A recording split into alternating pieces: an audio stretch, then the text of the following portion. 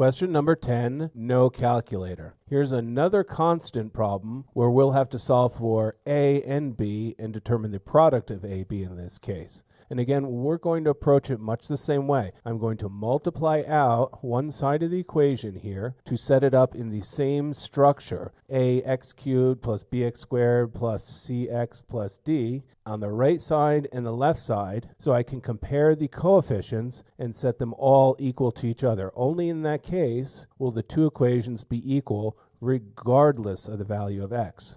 So let's begin that process.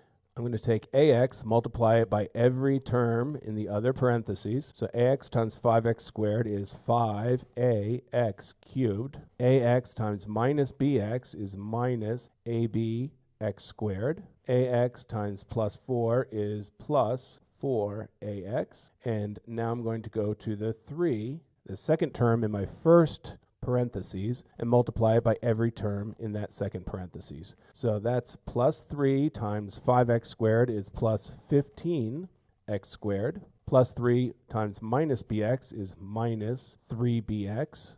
Plus 3 times plus 4 is plus 12. And that still equals the same expression on the right side, 20x cubed minus 9x squared minus 2x plus 12.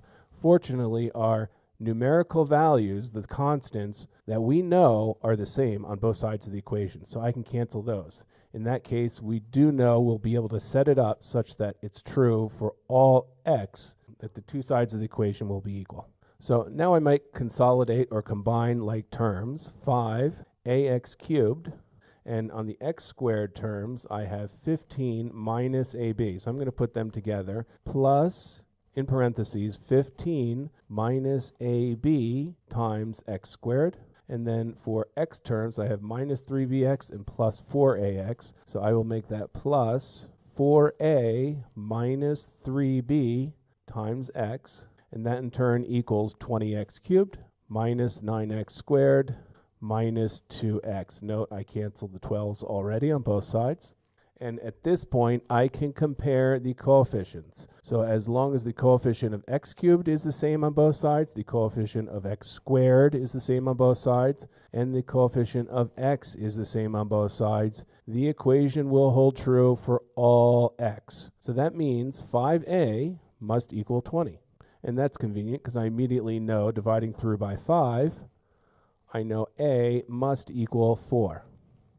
And then I'm going to go to my x squared terms. 15 minus ab must equal minus 9. So 15 minus a is 4, so minus 4b must equal minus 9. So in this case, I'm going to subtract 15 from both sides, and I'll get minus 4b equals minus 24. Divide through by negative 4. And I will get b equals 6. At this point, I can calculate my answer. AB must equal 4 times 6, which equals 24. The correct answer for number 10 is C, 24. Now, some curious students among you might be asking, well, what about the x terms? Don't they have to tie out as well? And the answer is yes, of course they do. So let's cross our fingers and hope that works out as well. Otherwise, there's fundamentally something wrong with this problem. In that case, 4a minus 3b, the coefficient of x on the left side of the equation, must equal minus 2, the coefficient of x on the right side of the equation. Well, we said a is 4, so that's 4 times 4 minus 3 times b is 6, and that in turn should equal negative 2. 4 times 4 is 16, minus 3 times 6 is 18, and sure enough, 16 minus 18 does equal minus 2.